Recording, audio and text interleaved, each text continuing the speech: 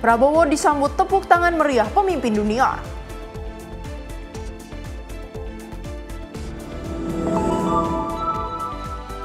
Pemerintah bersinergi dalam penyelenggaraan infrastruktur pesantren.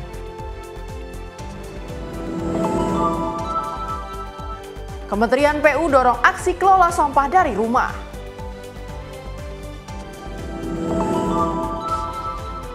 Polresta Solo sita ratusan gram sabu dan ratusan pil ekstasi.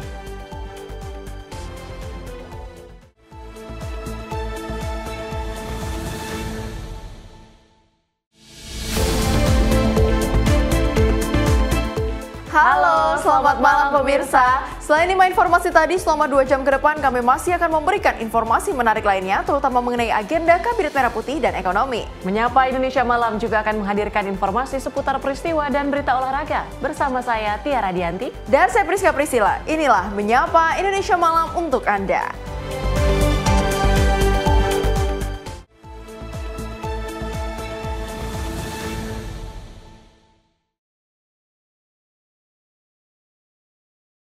Kita awali dengan informasi pertama dari Presiden Republik Indonesia Prabowo Subianto menghadiri KTT Perdamaian Sharm el-Sheikh di Mesir pada 13 Oktober 2025. Forum ini menjadi momentum penting penandatanganan perjanjian perdamaian dan penghentian perang di Gaza.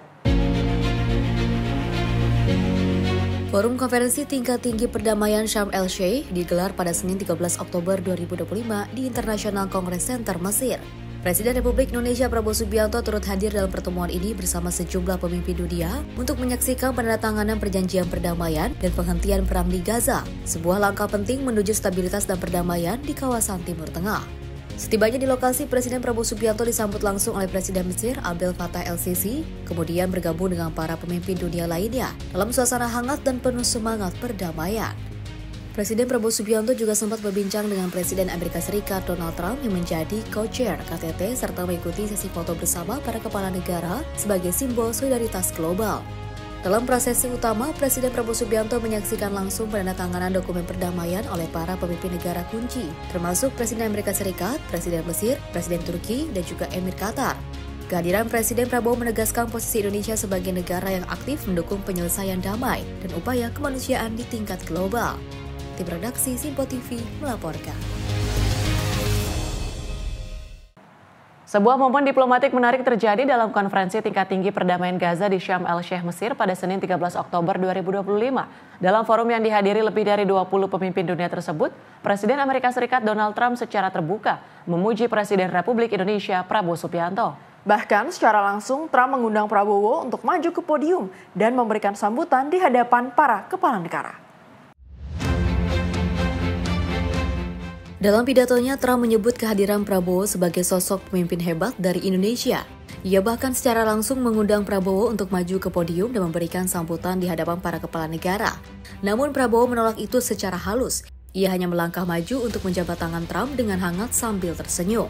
Keputusan Prabowo untuk tidak mengambil podium menunjukkan etika diplomatik tinggi. Sikapnya mencerminkan penghormatan terhadap tata tertib forum internasional, sekaligus memperlihatkan kerendahan hati seorang pemimpin negara besar. Momen ini menjadi sorotan karena memperlihatkan keseimbangan antara kehormatan diplomatik dan kebijaksanaan pribadi dalam persahabatan antar negara. Di tengah sorotan dunia terhadap isu Gaza, kehadiran Prabowo dan apresiasi dari Trump menegaskan posisi Indonesia sebagai negara yang dihormati dalam upaya perdamaian global. Hadir pada kesempatan itu para pemimpin dunia seperti Trump, Presiden Palestina Muhammad Abbas, Presiden Mesir Abdel Fattah el-Sisi, Emir Qatar Tamim bin Hamad Al Thani, dan Presiden Turki Recep Tayyip Erdogan. Dari Jakarta, Dio Balau, Simpo TV melaporkan. Informasi lainnya dari ribuan tahanan Palestina kini dibebaskan oleh Israel setelah Hamas menyerahkan 20 sandera yang masih hidup ke Tel Aviv melalui Palang Merah Internasional atau ICRC. Pembebasan para tahanan ini disambut sorak gembira di wilayah jalur Gaza dan tepi barat.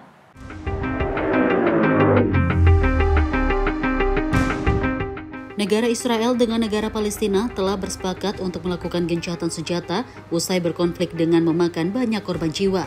Gencatan senjata ini menjadi angin segar bagi beberapa negara, tak terkecuali Indonesia yang memperjuangkan kemerdekaan Palestina. Tampak terlihat wajah-wajah gembira tahanan Palestina yang telah dibebaskan oleh Israel pada Senin lalu dengan dijemput oleh bus-bus di jalur Gaza melalui perlintasan Kerem Shalom. Pembebasan para tahanan tersebut setelah Hamas menyerahkan 20 sandera yang masih hidup. Dalam video yang berasal dari jurnalis Gaza, Mohamed Rabah, juga terlihat puluhan ribu warga Palestina berkumpul menantikan putra-putra mereka yang dibebaskan di tengah kebahagiaan yang meluap-luap. Menurut tahap pertama perjanjian gencatan senjata, semua tahanan Israel yang masih hidup di Gaza akan dibebaskan sebagai imbalan atas pembebasan 250 tahanan Palestina dari penjara Israel. Dari Gaza, Palestina, tim redaksi Sinpo TV melaporkan. Kementerian Keuangan melakukan konferensi pers APBN untuk bulan Oktober 2025. Wakil Menteri Keuangan RI Suhasil Nazara memaparkan realisasi belanja kementerian lembaga baru mencapai 62,8% per 30 September 2025. Melalui konferensi pers APBN bulan Oktober 2025, Wakil Menteri Keuangan RI Suhasil Nazara memaparkan bahwa pemakaian anggaran belanja baru mencapai 62,8% dari total 1.275,6 triliun rupiah. Dari 15 kementerian, lembaga yang dipaparkan, Kementerian Keuangan menjadi KL tertinggi yang sudah menggunakan 88,3% dari total anggaran 71,5 triliun rupiah per 30 September 2025. Sedangkan Badan Gizi Nasional menjadi KL dengan penyerapan anggaran terendah, yaitu 16,9% dari total 116,6 triliun rupiah. Kami ingin menyampaikan beberapa realisasi belanja kementerian lembaga terutama yang relatifly besar. Jadi kalau dilihat di sini, kita bisa lihat bahwa realisasi belanja KL sampai dengan September sudah mencapai 62,8% dari outlook. Beberapa KL dengan anggaran besar, kita note bahwa penyerapannya masih di bawah 50%. BGN per tanggal 30 September lalu adalah 16,9%, Kementerian PU sedikit di bawah 50%, di angka 48,2%, dan Kementan di 32,8%. Untuk triwulan keempat, kita meminta agar dilakukan langkah-langkah optimalisasi pelaksanaan belanja. Percepatan pelaksanaan kegiatan dan proyek, termasuk pengadaan barang dan jasa, namun tetap melakukan monitoring rencana penggunaan dana dan mendorong pembayaran termin kegiatan sesuai jadwal, sesuai tata kelola, dengan tetap memperhatikan efisiensi dan terus melakukan inventarisasi kendala untuk mitigasi.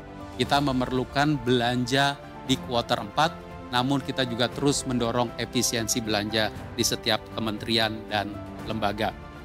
Untuk itu, kementerian mendorong optimalisasi pelaksanaan belanja dengan cara percepatan pelaksanaan kegiatan, proyek, menginventarisasikan kendala untuk mitigasi, dan melakukan monitoring rencana penggunaan dana yang mendorong pembayaran termin sesuai jadwal. Tim redaksi Sinpo TV melaporkan. Sementara itu, pimpinan MPR Edi Suparno mengatakan bahwa kasus pencemaran zat radioaktif cesium-137 harus diberikan pengawasan secara ketat, khususnya dalam impor barang. Menurutnya hal ini menjadi perhatian serius mengingat berdampak kepada kesehatan dan kepercayaan investor. Kementerian Lingkungan Hidup mengungkapkan bahwa kasus pencemaran zat radioaktif cesium-137 naik ke tahap penyidikan. Pasalnya, pencemaran zat tersebut diduga berdampak terhadap salah satu makanan yang dikonsumsi masyarakat, yakni udang. Selain itu, Edi mengatakan bahwa kabar radioaktif pencemaran di Cikande lantaran impor besi dan baja dari Filipina. Edi menegaskan perlu adanya pengawasan secara ketat terhadap barang produksi impor. Menurutnya, hal ini menjadi perhatian serius mengingat berdampak pada kesehatan dan kepercayaan investor akan produk Indonesia. Kami sudah menyampaikan dari awal juga bahwa memang ini adalah masalah pengawasan yang memang merupakan salah satu titik koordinasi yang perlu kita perkuat, apalagi kita bicara mengenai pengawasan dari barang-barang yang diimpor. Sebagaimana kita ketahui, banyak bahan produksi yang kita harus impor dari luar negeri. Oleh karena itu kita berharap bahwa ada pengawasan yang lebih ketat lagi, karena indikasinya yang kemarin terjadi kasus radioaktif adalah dari impor besi baja dari luar negeri ya. dari, kalau saya tidak salah, dari Filipina. Mohon saya dikoreksi kalau saya salah. Tetapi kalau memang itu terjadi dan mempengaruhi Indonesia secara keseluruhan, apalagi juga terpengaruh ekspor Indonesia ke luar negeri, saya kira ini membutuhkan perhatian serius. Pintu-pintu impor perlu diperketat, pemeriksaan juga perlu diperketat, terutama untuk mencegah jangan sampai masalah ini, karena radioaktif itu merupakan hal yang sangat serius, berdampak pada kesehatan dan berdampak kepada kepercayaan masyarakat akan produk Indonesia yang kemudian akan kita ekspor. Saya yakin bahwa pemerintah telah melakukan langkah-langkah yang komprehensif untuk mencegah hal ini terjadi, tetapi kami sebagai lembaga legislatif yang memiliki juga tugas untuk melakukan pengawasan, tentu kami akan ikut mengawasi agar jangan sampai terulang lagi, dan ini menurut saya akan sangat penting ke depannya. Dari Jakarta, Farizal Ahmad Amin, Sinpo TV melaporkan. Sementara itu, tim gabungan dari Kementerian Lingkungan Hidup, TNI, Polri, Bapeten, BRIN, Pemprov Banten, dan Pemkab Serang menggelar apel kesiapsiagaan penanganan kerawanan bahaya radioaktif. Apel ini merupakan bentuk kesiapan pemerintah dalam menghadapi kasus pencemaran radioaktif cesium 137 di kawasan industri modern Cikande. Apel kesiapsiagaan penanganan kerawanan bahaya radioaktif dipimpin langsung oleh Menteri Lingkungan Hidup Hanif Faisal Nurafiq, didampingi Kapolda Banten Irjen Pol Hengki, Gubernur Banten Andra Soni, dan Bupati Serang Ratu Rahmatul Zakia. Dalam apel tersebut, Menteri Hanif Faisal Nurafiq langsung mengecek pasukan dan kelengkapan tim gabungan yang terlibat dalam penanganan radiasi radioaktif cesium 137. Dalam sambutannya, Menteri Lingkungan Hidup Hanif Faisal Nurafiq menegaskan kasus pencemaran zat radioaktif cesium 137 telah naik ke tahap penyidikan. Kasus tersebut saat ini ditangani langsung oleh penyidik Bareskrim Polri. Peningkatan status dilakukan setelah pihak kepolisian melakukan serangkaian pemeriksaan terhadap sejumlah saksi dan temuan lapangan. Pihaknya saat ini masih menelusuri sumber cemaran radioaktif yang diduga bersumber dari limbah besi atau kebocoran perlimbahan di sekitar kawasan industri. Upaya penelusuran sumber cesium 137 terus dilakukan secara masif dari dua sisi, yakni melalui pengawasan importasi skrap besi dan baja, serta kemungkinan kebocoran penggunaan cesium untuk kepentingan komersial. Kedua sisi ini saat ini sedang didalami oleh Bareskrim Polri. Langsung tanggapan pemerintah terkait dengan kasus ini. Pemerintah ingin menyelesaikan kasus cesium 137 ini dari semua sisi dengan secepat-cepatnya. Dari dekontaminasi, kita akan melakukan langsung dekontaminasi pada 10 titik yang teridentifikasi. Dalam waktu paling lama 1 bulan kita upayakan sambil melihat perkembangannya. Kemudian dekontaminasi pada unit-unit yang tercemar, juga kita minta dalam waktu 1 minggu bisa selesai. Kemudian penanganan kesehatan masyarakat akan terus dilakukan secara berkesinambungan oleh pemerintah Provinsi Banten, Kabupaten Serang, Kementerian Kesehatan, Kementerian Tenaga Kerja, dan Perlindungan Sosial. Langkah-langkah terpadu kita lakukan, harapan kita akan segera menyelesaikan masalah ini secepatnya sehingga memberikan aman dan kepastian terkait dengan penyelesaian kasus ini. Ini adalah satgas yang dibentuk dalam rangka melakukan penanganan dampak dari kerawanan dari radiasi ini, dan alhamdulillah sudah berkali-kali melakukan rapat koordinasi sampai dengan rapat yang dipimpin langsung oleh Pak Menko, dan telah dipetakan penanganannya, dan alhamdulillah kemajuannya adalah kita sudah bisa memetakan wilayah-wilayah yang masuk zona merah, wilayah yang masuk zona kuning, dan kemudian antisipasi yang dilakukan juga sudah tersinergikan masing-masing permasalahan ditangani oleh yang ahlinya. Permasalahan asal muasal barang juga sudah ada yang menangani, kemudian juga penanganan dekontaminasi juga telah dilakukan, dan target kita mudah-mudahan tidak dalam waktu yang lama. Saya berharap mudah-mudahan lebih dari 2 bulan ini semua sudah selesai dan pemerintah sudah bisa menunjukkan bahwa wilayah ini semuanya aman. Ini adalah bentuk bentuk kolaborasi kita, menunjukkan bahwa kita adalah bangsa besar, kita bisa mengatasi permasalahan ini secara bersama-sama. Kita punya ahlinya, kita punya alatnya, dan kita punya semua sumber dayanya untuk bisa mengatasi permasalahan ini. Dan tentu ini juga harus menjadi evaluasi bagi kita semua, membuat peraturan dan sebagainya untuk ke depan supaya ini tidak terjadi lagi. Gubernur Banten Andra Soni menghimbau warganya untuk tetap waspada terhadap dampak radiasi radioaktif dan segera berkoordinasi dengan puskesmas terdekat. Jika mengalami gejala akibat paparan radiasi, langkah ini dilakukan untuk menjaga keselamatan masyarakat serta menghindari dampak lebih luas dari insiden pencemaran radioaktif di kawasan industri modern Cikande. Dari Serang, Banten, Firman Arif, Sinpo TV melaporkan. Beralih ke Menteri Haji dan Umroh RI, Muhammad Irfan Yusuf mengikuti koordinasi dan konsolidasi penyelenggaran Haji 2026 di Lombok, NTB pada 11 Oktober 2025. Koordinasi sebagai langkah strategis dalam mengecek kesiapan seluruh unsur pelaksana untuk penyelenggaraan haji tahun 2026 ke depan.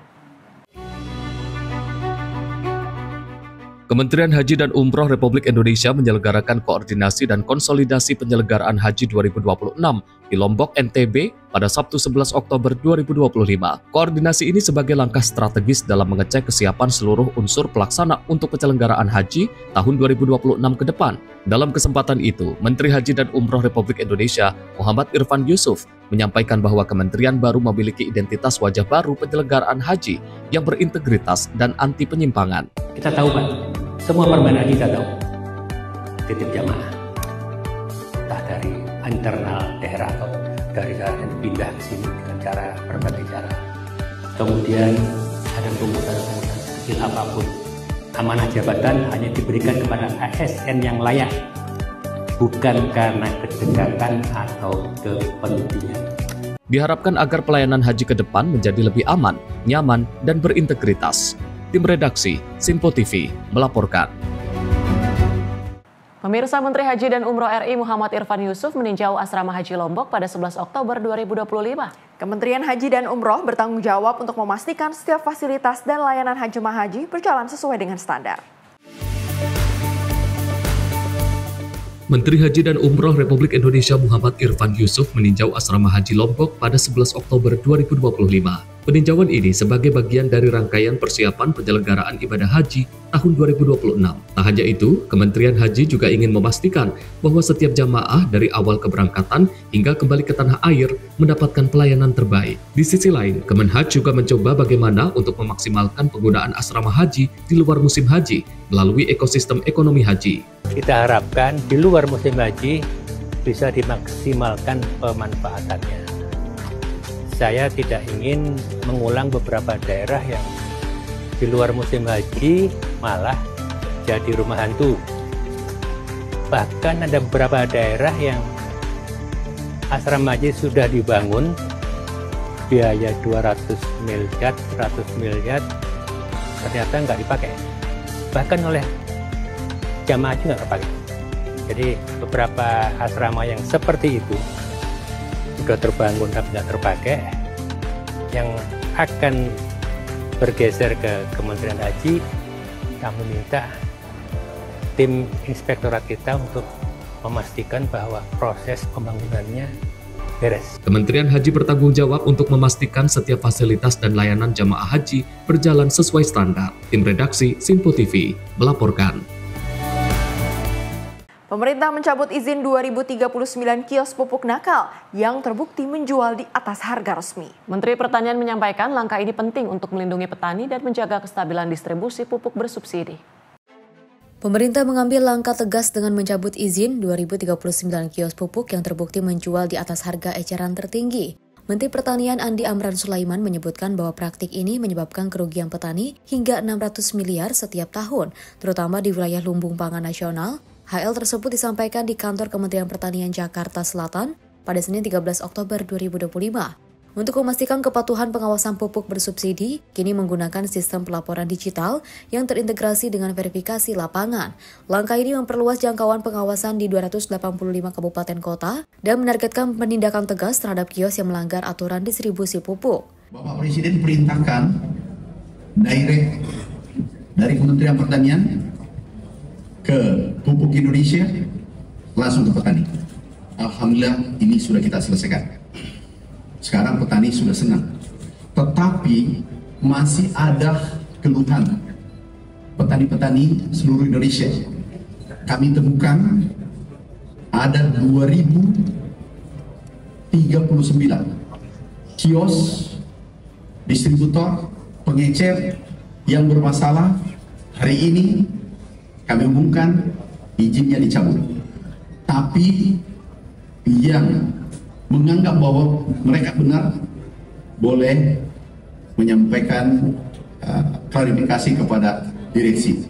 Tetapi Hari ini kita cabut. Ini nggak boleh terjadi. Ini permainan sudah lama. Selama 1 tahun terakhir yang dicabut ada 30-an.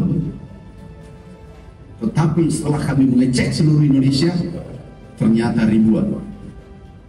Estimasi kerugian petani, ini estimasinya, itu 600 miliar per tahun. Itu yang kedapatan, yang tidak kedapatan. Kalau 10 tahun, kan 6 triliun. Kasihan petani kita. Kita harus jaga mereka. Ada 160 juta petani kita jaga. Petani padi 116 juta kita harus jaga dengan keluarganya. Mereka ujung tombak kita. Mereka terdepan. Mereka pahlawan pangan kita. Kita lihat sekarang, alhamdulillah, atas gagasan Bapak Presiden, mudah-mudahan 2-3 bulan ke depan, mimpi kita swasembada jadi kenyataan. Dari target awal itu 4 tahun. Komitmen serupa juga ditegaskan oleh Direktur Utama Pupuk Indonesia, Rahmat Pribadi, yang menjelaskan berbagai tindakan mulai dari penutupan sistem otomatis kios nakal, pemeriksaan langsung, hingga penutupan permanen kios yang terbukti melanggar untuk menjaga distribusi pupuk tetap transparan dan akuntabel. Tim redaksi Simpo TV melaporkan. Menko Pembangunan Infrastruktur dan Kewilayahan Agus Harimurti Yudhoyono meninjau langsung Bali Beach Conservation Project Phase 1, Package 2 di kawasan Kuta Legian Seminyak. Proyek ini meliputi pembangunan breakwater dan revitalisasi bibir pantai sepanjang 5,3 km untuk melindungi lingkungan dari abrasi laut. Peninjauan dilakukan Agus Yudhoyono untuk melihat langsung perkembangan proyek konservasi pantai di Bali. Proyek ini ditujukan untuk melindungi alam dan lingkungan agar tidak tergerus ombak serta mengurangi dampak abrasi yang dapat mengancam kegiatan masyarakat dan perekonomian. Di sepanjang pantai Kuta Legian Seminyak terdapat banyak destinasi pariwisata, termasuk hotel, restoran, pusat perbelanjaan, dan usaha UMKM. Hari ini senang bisa datang secara langsung di salah satu lokasi yang saat ini sedang terus dikerjakan, sebuah proyek breakwater sekaligus merevitalisasi bibir pantai di sepanjang Kuta, kemudian Legian sampai dengan Seminyak. Ada kurang lebih 5,3 km garis pantai yang sudah mengalami abrasi. Tadi dijelaskan di atas peta jelas sekali kondisi tahun 1980-an dengan kondisi hari ini. Mundurnya terjadi abrasi itu bisa dikatakan hingga 15-20 meter. Nah, kita ingin lakukan yang namanya sand nourishment. Dikembalikan pada kondisi awalnya. Ini adalah bagian dari pembangunan infrastruktur untuk melestarikan alam.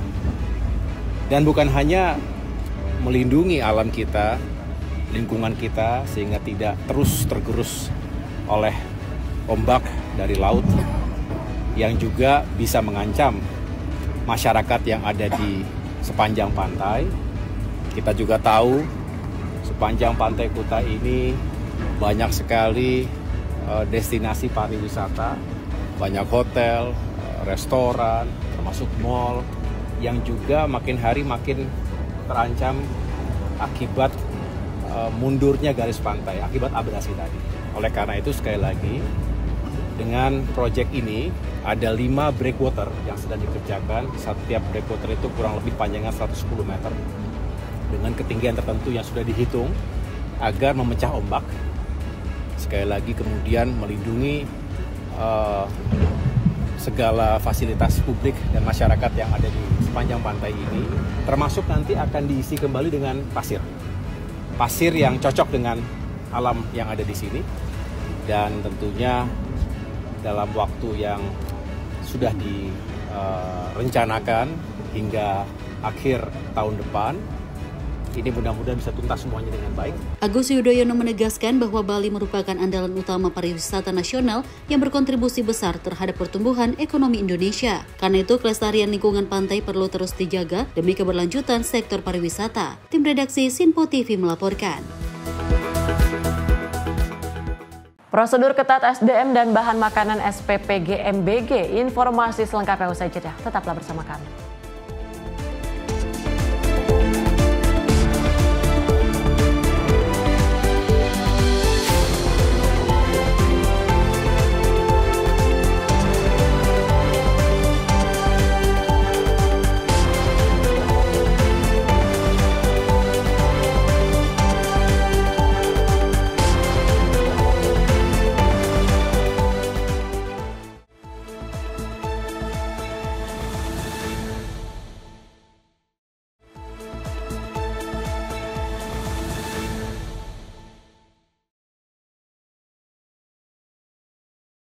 Terima kasih pemirsa, Anda masih bersama kami di Sinpo TV. Kita lanjutkan ke informasi berikutnya dari Kementerian Koordinator Bidang Pemberdayaan Masyarakat bersama kementerian terkait melakukan penandatanganan kesepakatan bersama terkait sinergi dalam penyelenggaraan infrastruktur pesantren. Atas perintah Presiden Prabowo Subianto, pemerintah berkomitmen mewujudkan kualitas pendidikan pesantren yang aman dan nyaman, serta memiliki izin resmi bangunan yang memadai.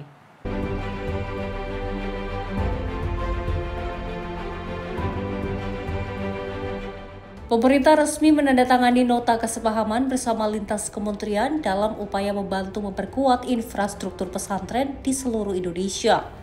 Nota kesepahaman ini disepakati oleh Kementerian Agama, Kementerian Dalam Negeri, Kementerian Pekerjaan Umum, serta Kementerian Pemberdayaan Perempuan dan Perlindungan Anak. Menko Pemberdayaan Masyarakat Muhaimin Iskandar mengatakan, pihaknya telah menyampaikan laporan dan perkembangan kepada Presiden Prabowo Subianto mengenai robohnya pesantren Al-Qazini di Sidoarjo, Jawa Timur. Dalam kesempatan itu, Menko Muhaimin menjelaskan berbagai upaya yang diminta oleh Presiden untuk mengenai peristiwa tersebut, yakni dengan melakukan audit pengawasan, serta renovasi dan keberlanjutan bangunan pesantren yang rawan. Menurutnya ada 3 hal yang menjadi perhatian Presiden dalam peristiwa ini. Pertama, mengenai keselamatan dan kenyamanan pendidikan anak-anak. Kedua, pemerintah harus hadir dan memberikan jalan keluar dalam setiap masalah pendidikan. Ketiga, menjadikan pesantren sebagai tempat pendidikan yang aman untuk melakukan perjalanan awal menuju masa depan. Salah satu upaya-upaya itu, Presiden akan mendorong agar pemerintah membantu baik audit, pengawasan maupun renovasi dan keberlanjutan bangunan pesantren yang rawan longsor, rawan roboh, dan berbagai kerawanan-kerawanan yang lainnya. Dapat kita pahami bahwa Bapak Presiden amat sangat memiliki perhatian khusus dalam hal ini 3 hal. Yang pertama, pendidikan anak-anak, di mana perhatian kepada pesantren tidak lain adalah perhatian pemerintah atas keselamatan dan kenyamanan pendidikan anak-anak didik kita semua, terutama anak-anak usia sekolah dan santri. Yang kedua, perhatian pemerintah untuk hadir dan selalu memberikan jalan keluar yang cepat dan tepat bagi setiap masalah yang dihadapi masyarakat. Yang ketiga, tentu saja karena Presiden memiliki hubungan historis yang sangat kuat dengan pesantren sebagai lembaga pendidikan. Presiden sering menyampaikan dalam berbagai kesempatan, beliau jauh sebelum menjadi tentara, sejak awal selalu menjadikan pesantren sebagai tempat untuk melakukan perjalanan awal, start menuju perjuangan-perjuangan langkah berikutnya. Dari Jakarta, Sri Dewi Andayani, Mutia Anggaini, Sinpo TV melaporkan.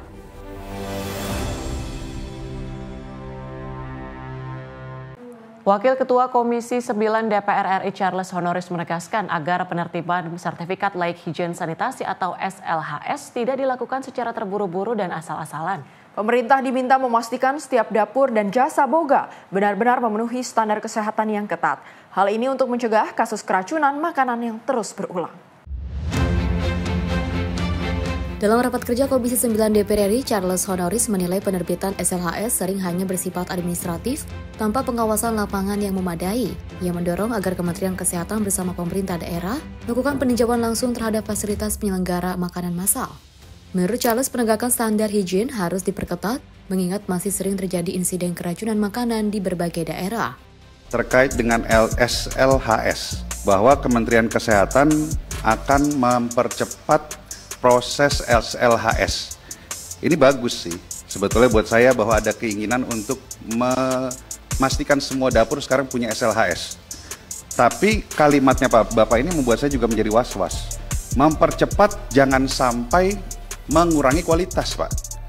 Banyak yang kalau dalam industri makanan biasa itu ada, kalau untuk SPPG dihilangkan, tidak ada. Jangan sampai kualitas dari SLHS yang dikeluarkan diburu-buru dan juga akhirnya dibuat lebih tidak ketat, ya, sehingga ke depan bisa saja keracunan terjadi kembali. DPR berharap peningkatan pengawasan higien dan juga sanitasi dapur bisa menjadi bagian dari upaya nasional dalam meningkatkan kesehatan masyarakat secara menyeluruh. Tim redaksi Simpo TV melaporkan. Sementara itu, Badan Gizi Nasional menggelar konsolidasi regional untuk meningkatkan tata kelola program makan bergizi gratis sewilayah Jawa Barat, DKI Jakarta, dan Banten di Sentul, Bogor, Jawa Barat pada Senin siang. Konsolidasi dilakukan untuk mengawal program FBG, terutama dalam meningkatkan pengawasan dapur satuan pelayanan pemenuhan gizi. Dengan memakai baju putih dan celana hitam, Kepala Badan Gizi Nasional Dadan Hindayana memasuki gedung pertemuan Sentul International Convention Center disambut ribuan peserta konsolidasi regional pengelolaan makan bergizi gratis atau MBG. Acara ini dihadiri oleh sejumlah pejabat daerah, diantaranya Gubernur Banten beserta wakilnya, Andra Soni dan Ahmad Dimyati Natakusuma, Wakil Gubernur Jawa Barat, Erwan Setiawan, dan Kepala Dinas Kesehatan DKI Jakarta, Ani Ruspitawati, mewakili Gubernur DKI Jakarta. Dalam pidato pengarahannya, Dadan Hindayana menjelaskan, konsolidasi regional dilakukan untuk mengawal program MBG dalam meningkatkan pengawasan dapur Satuan Pelayanan Pemenuhan Gizi atau SPPG agar menghasilkan menu gizi makanan yang seimbang dan aman dikonsumsi, sehingga dapat memberikan efek yang baik terhadap anak Indonesia. Selain menjadikan pemerintah daerah sebagai satgas dalam tata kelola program MBG, Dadan juga menyampaikan dengan konsolidasi ini agar terjadi kerjasama yang baik antara Badan Gizi Nasional dengan pemerintah daerah yang bertugas melakukan inspeksi pengawasan dan monitoring, serta meminta seluruh SPPG mendapatkan sertifikat laik higien sanitasi yang dikeluarkan oleh Dinas Kesehatan masing-masing daerah. Sementara dalam konferensi persnya, Dadan juga menerangkan terkait pengadaan alat rapid test yang akan dilakukan dalam waktu dekat. Selain itu, sedikitnya 5.000 juru masak profesional juga akan diterjunkan ke seluruh SPPG untuk mendampingi proses operasional, mulai dari pemilihan bahan, pengolahan, hingga pengemasan makanan bergizi. Jadi kami sudah edarkan nomor-nomor vendor yang bisa menjual rapid test. Badan ini sendiri sudah melakukan uji coba di 10 SPG yang minggu lalu sudah dilakukan, dan minggu ini ada pengadaan yang dilakukan oleh Badan Gizi. Tapi secara serentak nanti kita akan memesan kepada vendor-vendor yang sudah kami siapkan. Jadi mungkin ada 10 atau 15 vendor yang kami share nomornya, jadi mereka masing-masing SPG akan memberi rapid test. Jadi ini bagian yang utama yang harus ada, dan itulah perintah Presiden dalam waktu dekat sudah harus ada di setiap SPG, karena hampir di seluruh SPG yang dilakukan oleh Polri dari awal melakukan itu, dan kami akan terapkan di seluruh SPG yang sekarang operasional dan akan operasional. Selain itu, kami juga akan menugaskan 5.000 juru masak profesional dari International Chef Association yang akan mendampingi seluruh SPPG baru selama 5 hari minimal. Jadi kalau masih dibutuhkan silakan diperpanjang supaya seluruh proses pemilihan bahan baku, mengolah bahan baku, menyiapkan bahan baku, memasak bahan baku, kemudian menyiapkan hasil masakan dan mengirimkan dikontrol oleh ahli masak yang terkait. Dalam mendukung keseluruhan program, pemerintah telah menetapkan alokasi anggaran sebesar Rp335 triliun untuk tahun 2026. Anggaran tersebut terdiri dari Rp268 triliun sebagai alokasi dasar, serta tambahan Rp67 triliun yang telah disetujui. Dari Bogor, Jawa Barat, Muhammad Iswanto, kontributor Simpo TV, melaporkan. Dari Kementerian Kebudayaan tengah mendorong pemakaian hasil pangan lokal pada program makan bergizi gratis yang saat ini tengah bergulir. Hal ini diungkapkan menjelang Hari Pangan Internasional pada 16 Oktober mendatang. Menteri Kebudayaan Fadlizon akan berkoordinasi dengan Kepala Badan Gizi Nasional mengenai penggunaan hasil pangan lokal dalam proyek makan bergizi gratis di setiap satuan layanan pemenuhan gizi. Fadli menerangkan mekanisme penggunaan pangan lokal ini ke depannya dapat ditemukan secara mudah di setiap pelosok daerah tanah air. Kedepannya dari Kementerian Kebudayaan akan terus mendorong pemakaian hasil bumi lokal untuk dapat dipergunakan secara menerus untuk memenuhi kebutuhan gizi masyarakat. Diketahui dorongan ini diungkapkan usai Fadlizon menyoroti melimpahnya hasil pangan lokal melalui panen raya yang telah dilakukan para petani di daerah dalam momentum Kenduri Budaya Pangan Lokal Nusantara. Ya, sementara ini kan ke depan konsentrasinya bagaimana pembenahan secara struktural dulu ya. Nah, ke depan saya kira kita akan juga menghimbau kalau bisa pangan-pangan lokal yang mempunyai gizi yang baik dan sumber-sumber yang mudah, apalagi di daerah-daerah yang terdepan, terluar ya. Yang itu yang paling susah gitu ya, akan lebih mudah kan untuk mendapatkan sumber-sumber dari lokal, pangan lokalnya. Jadi kita dorong juga kepada MBG, nanti kita akan bertemu dengan Kepala BGN untuk menyarankan agar pangan lokal ini dipergunakan, dimaksimalkan, karena ini juga akan memberdayakan masyarakat setempat. Dari Jakarta, Max Diomalau, Simpo TV melaporkan.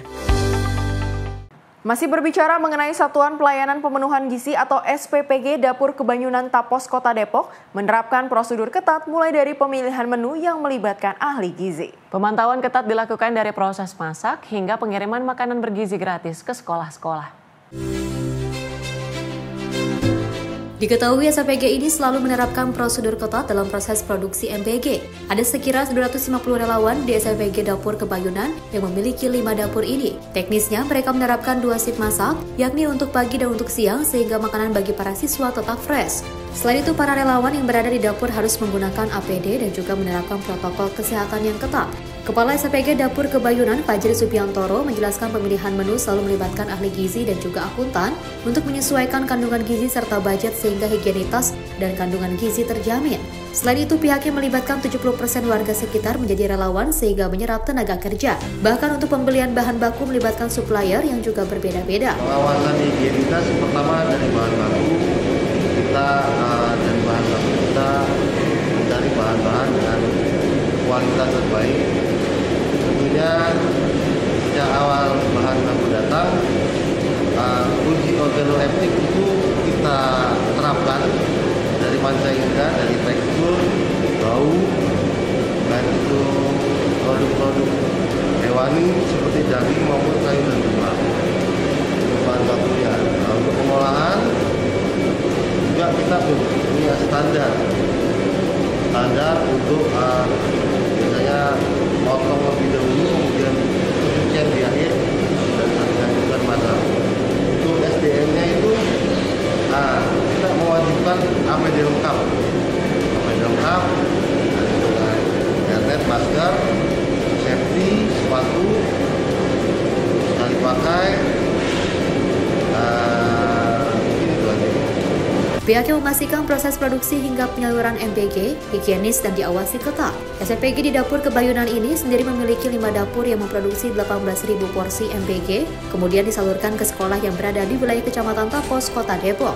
Dari Kota Depok, Jawa Barat, Muhammad Iswanto, kontributor Simpo TV melaporkan.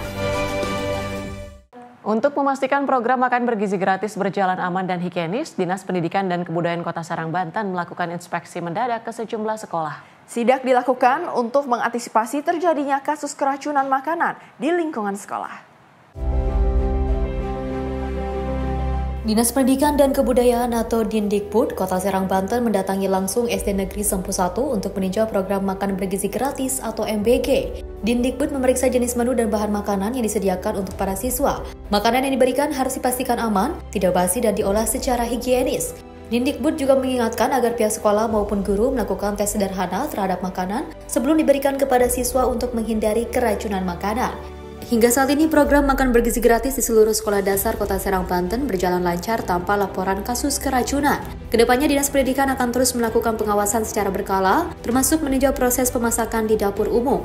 Langkah ini diharapkan dapat memberikan rasa aman kepada siswa dan orang tua dalam mendukung program makan bergizi gratis pemerintah. Memang ada ada SOP sebelum siswa makan itu ada tes yang dilakukan oleh para guru, minimal kepala sekolahnya, agar murid tidak terjadi apa-apa nanti. Kalau misalkan ini dipastikan oleh gurunya, insya Allah murid akan selamat dari beberapa persoalan tentang keracunan lainnya. Tapi menurut saya di Kota Serang, selama saya keliling-keliling, alhamdulillah dengan seperti ini saya kira cukup ini sehat, dengan menu yang cukup ada muatan gizinya, alhamdulillah. Dan mudah-mudahan ini berjalan di Kota Serang. Yang kedua memang gini, ini dari Maret ada manfaat luar biasa Bu ya, teman-teman juga mulai terbangun. Mudah-mudahan ini adalah kebijakan Pak Prabowo ini tentang MBG itu berjalan baik, memberikan manfaat. Tapi saya sarankan ke sekolah-sekolah untuk mengecek dapur tiap satu bulan sekali, tentang kebersihannya, tentang bagaimana cara mengolahnya dia, bagaimana pengirimannya, jam berapa pengirimannya, itu saya harus cek semua. Dari Serang, Banten, Firman Arif, kontributor Simpo TV melaporkan.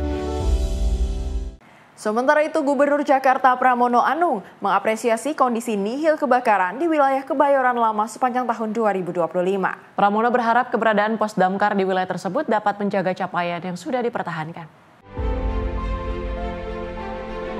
Gubernur Jakarta Pramono Anung mengapresiasi nihilnya angka kebakaran di Kebayoran Lama yang masih nol hingga saat ini. Pramono berharap prestasi itu dapat dipertahankan dan ingin agar angka tersebut dapat menjadi contoh bagi tempat-tempat lain di Jakarta. Dirinya mengatakan jumlah penduduk di kawasan tersebut kurang lebih sekitar 17.000 jiwa.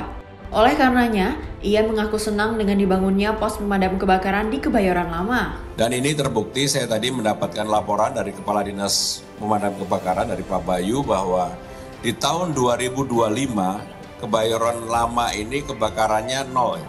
Dan mudah-mudahan ini bisa dipertahankan prestasinya, karena sekali lagi di tempat ini sudah ada APAR kurang lebih 30 APAR. Sehingga apa yang dilakukan menunjukkan bahwa proses creative financing Rislah dengan PT Pacific Equity Management ini memang benar-benar berjalan dengan baik dan efektif. Makanya saya bersedia untuk meresmikan sekaligus ini menjadi role model percontohan di tempat-tempat lain di Jakarta. Karena tidak mungkin di tempat-tempat yang masuk ke dalam ini semuanya ditangani dengan melalui pada level kecamatan atau pada level kota. Dari Jakarta, Sri Dewi Andayani, Azizul Hakim, Simpo TV melaporkan. Menteri Koordinator Bidang Infrastruktur dan Pembangunan Kewilayahan Agus Harimurti Yudhoyono mengingatkan berbagai pihak agar tak ada eksploitasi alam berlebihan dengan mengatasnamakan aktivitas pariwisata yang justru mengakibatkan munculnya banyak permasalahan tata ruang. Hal tersebut diungkapkan AHY saat melakukan penanaman mangrove di ekowisata mangrove Batu Lumbang, Pemongan, Kota Denpasar, Bali.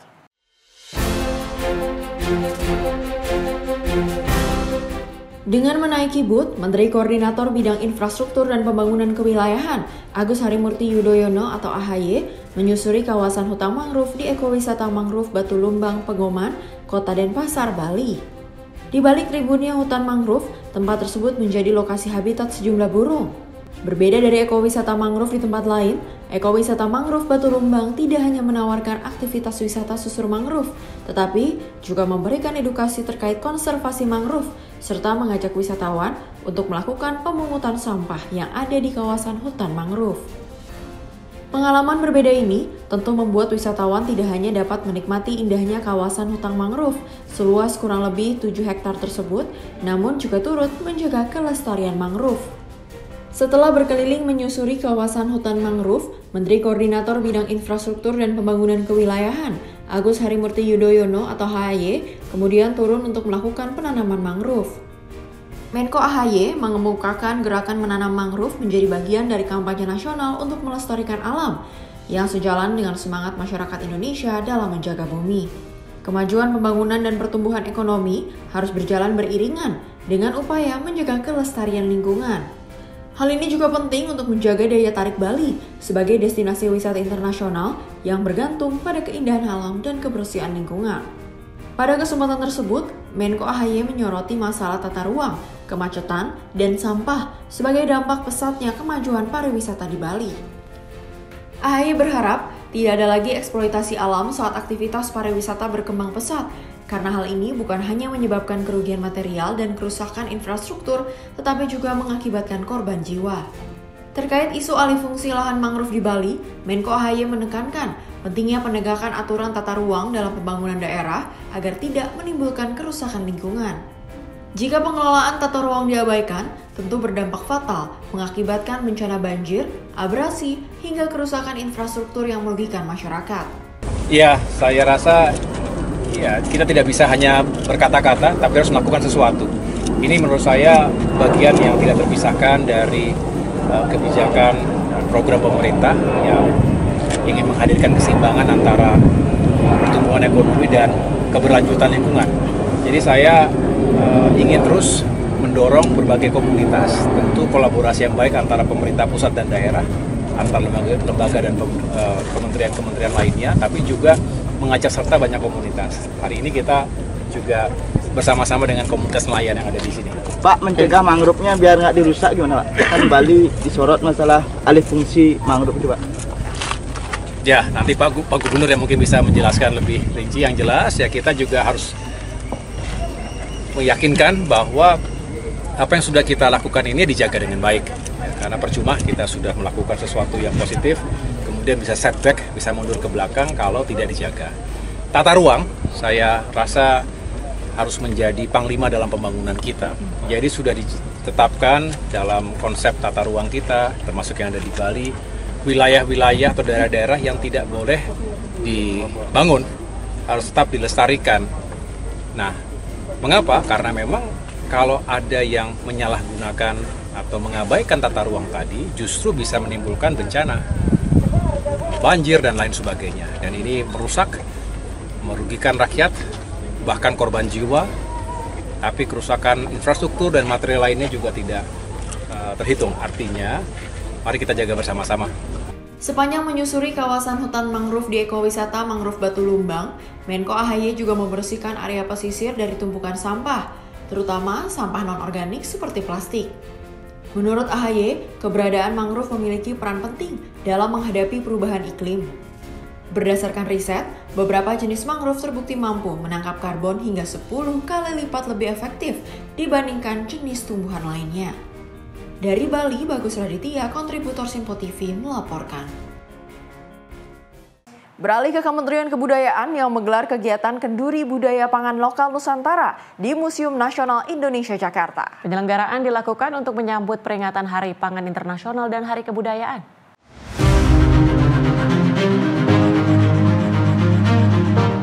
Menteri Kebudayaan Fadlizon menjelaskan penyelenggaraan ini merupakan bagian dari pesta rakyat atas pelaksanaan panen raya beberapa waktu lalu, sebagai bentuk penguatan solidaritas antar masyarakat adat serta memajukan budaya pangan nasional.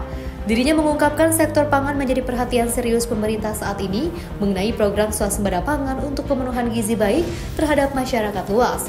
Kenduri Budaya Pangan Lokal Nusantara ini digelar untuk menyambut Hari Pangan Internasional dan Hari Kebudayaan pada 16 Oktober mendatang. Diketahui kegiatan kenduri ini dilaksanakan usai panen raya yang dilakukan 3 bulan lalu di 26 titik masyarakat adat tanah air. Adapun panen ini disoroti sesuai dengan salah satu misi Astacita pemerintahan Presiden Prabowo mengenai kemandirian pangan. Kalau kita lihat, pangan lokal ini adalah warisan budaya yang merupakan cermin identitas tradisi kearifan lokal jati diri bangsa. Setiap daerah punya sistem budaya pangan lokal yang terbentuk dari interaksi yang panjang antara manusia, alam, dan kepercayaan dari leluhur. Filosofi kegiatan Kenduri Budaya Pangan Lokal Nusantara ini berasal dari kegiatan kenduri. Saya kira kenduri ini semacam pesta atau pesta adat atau silaturahmi budaya, tradisi makan bersama yang hidup di tengah-tengah masyarakat di Indonesia yang sudah turun-temurun lintas generasi dan merupakan wujud nyata keberagaman pangan lokal yang mendukung gizi tercukupi bagi masyarakat. Dari Jakarta, Max Diomalau, Simpo TV melaporkan. Festival Baris Banten 2025 menjadi ajang bersejarah dalam peringatan Hari Ulang Tahun ke-25 Provinsi Banten. Ajang tersebut berlangsung di SMKN 1 Rangkas Bitung, Kabupaten Lebak. Dalam memeriahkan ulang tahun Banten ke-25, Festival Baris Berbaris Banten menjadi ajang bersejarah dengan melibatkan para pelajar dari tingkat SD, SMP, hingga SMA. Pada momen Festival Baris Berbaris Banten diikuti sebanyak 100 sekolah terbaik dari 8 daerah, meliputi 25 SD, 35 SMP, dan 40 SMA maupun SMK. Kota Serang berhasil meraih juara umum, sekaligus membawa pulang piala bergilir Gubernur Banten Andra Soni. Wakil Ketua DPRD Banten, Yudi Budi Wibowo mengatakan, mendukung penuh kegiatan lomba baris berbaris antar pelajar. Menurutnya, hal ini menjadi momentum bagi para siswa dan siswi untuk melatih kedisiplinan, kekompakan, dan semangat bela negara.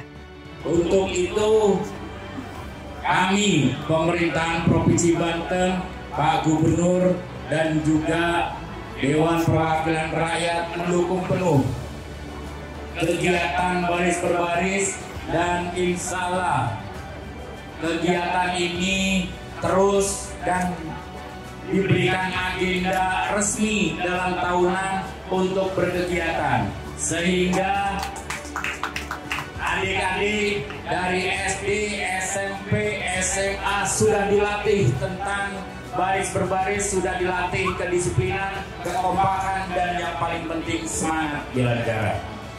Melalui kegiatan ini semangat cinta tanah air dan bela negara terus dipupuk, menjadikan Festival Baris Banten 2025 sebagai sarana efektif menanamkan jiwa nasionalisme sejak usia dini di lingkungan sekolah.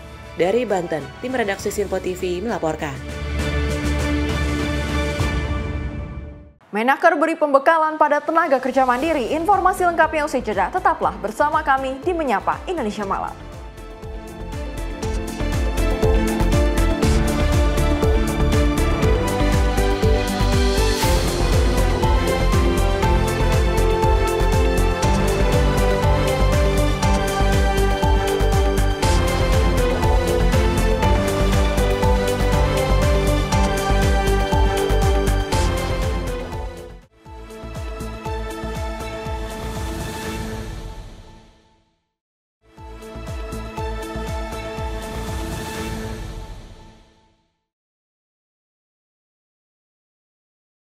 Anda kembali menyaksikan Menyapa Indonesia Malam. Pemirsa, Kementerian Pekerjaan Umum mendorong pengelolaan sampah dari tingkat rumah tangga, mengingat setengah dari seluruh sampah yang ada berasal dari sampah rumah tangga. Hal itu ditekankan Kementerian PU saat acara Women's Talk bertema Kelola Sampah dari Rumah pada Senin 13 Oktober 2025.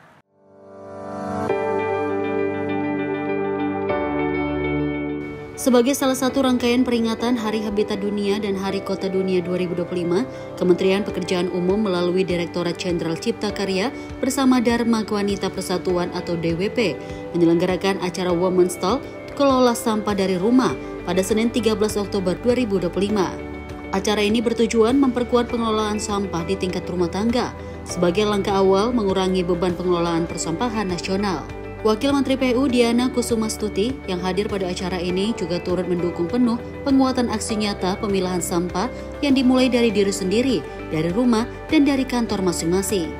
Menurutnya, pembiasaan pengurangan sampah mulai dari lingkungan terkecil serta kolaborasi lintas sektor akan mewujudkan sistem pengelolaan sampah yang terintegrasi dan berkelanjutan. Tim redaksi Sinpo TV melaporkan. Sementara itu, Menteri Ketenagakerjaan RI, Yasir Eli, memberikan pembekalan kepada para tenaga kerja mandiri di Balai Bandung Barat pada 11 Oktober 2025. Yang istimewa, program ini juga diikuti oleh sahabat-sahabat penyandang disabilitas. Menteri Ketenagakerjaan Republik Indonesia Yasir Eli memberikan pembekalan kepada para tenaga kerja mandiri di Balai Bandung Barat pada 11 Oktober 2025.